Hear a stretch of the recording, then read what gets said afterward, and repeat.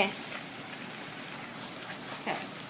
So once you cut the powder, put it into a bowl. You kind of sift it so it's even in your bowl.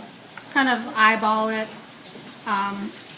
And then you see wherever the powder is leveled, that's how much water you want to measure for your powder. I'm sorry, for your water.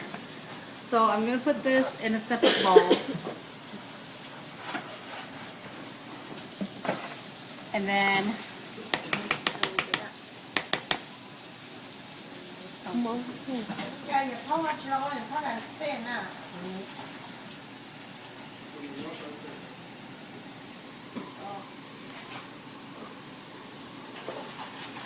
you take, it requires 4 bowls of water with the same amount of water as the powder was in the bowl.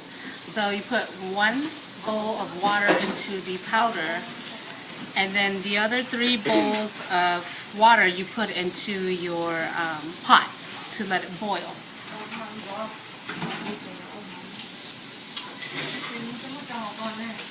And you can pause it.